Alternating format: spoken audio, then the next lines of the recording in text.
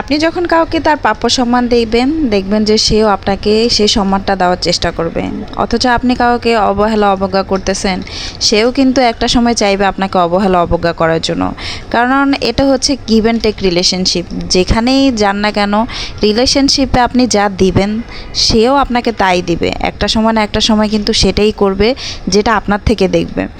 তো আসসালামু আলাইকুম বন্ধুরা, কেমন আছেন আপনারা সবাই? শুরু করছি আজকের ব্লগ। আর আজকের ব্লগে দেখেন, এই যে প্রথমে হচ্ছে যে আমার শ্বশুর বাজার নিয়ে আসছে, সেগুলো হচ্ছে যে আপনাদেরকে দেখাবো এখন। এই যে সুন্দর করে ডাটা নিয়ে আসছে, আর এখানে দেখেন অনেকগুলো চিংড়ি মাছ নিয়ে আসছে, ছোটোগুলা। আর এখানে হচ্ছে যে ছোটো মাছ আনছে, সেগুলো হচ্ছে যে আমি ভালো করে কেটে বেছে ধুয়ে নিব। আর এখানে আমার শাশুড়ির জন্য হচ্ছে যে একটা পেঁপে আনছে, আর হচ্ছে এখানে অনেকগুলো পেঁয়াজ আর আলু নিয়ে আসছে। আর এর মাঝখানে দেখেন কি সুন্দর বৃষ্টি। আসলে আপনারা এই সাউন্ডটা যদি না শুনেন মিস করবেন।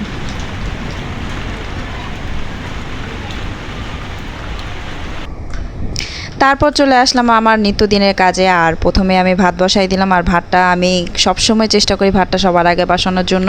সবার আগে বসায় ভাতটা বলক আসলে আমি ভাতটা নামায় রেখে দিই। তারপর হচ্ছে যে আমি অন্য কিছু আবার চুলায় বসাই।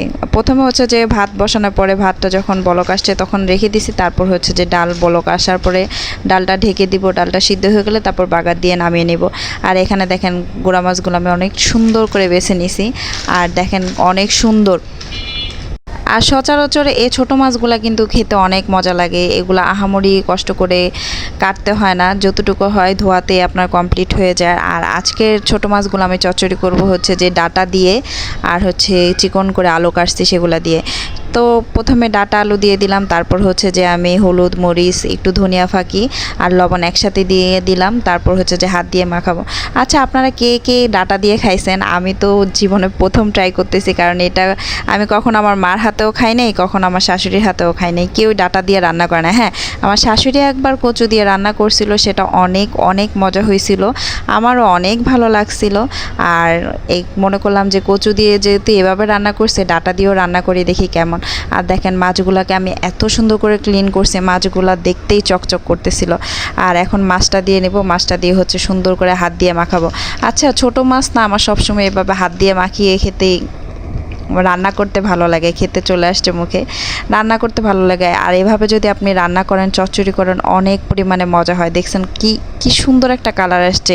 আর এটা রান্নার পরে আরও সুন্দর হয়েছে। আর এখানে দেখেন আমি ডালটা বলক দিয়ে হচ্ছে যে বাগার দিয়ে নিয়েছি। আর এখানে হচ্ছে যে একটু আমি ওই যে ধনিয়া পাতা আনছে সেটার ভর্তা করব। আর এখানে দিয়ে দিলাম পেঁয়াজ মরিচ রসুন। আর এখন হচ্ছে যে ধনিয়া পাতাগুলো ভালো করে ভেজে নেব। তারপর হচ্ছে যে এগুলো আমি পাটায় বেটে নিব।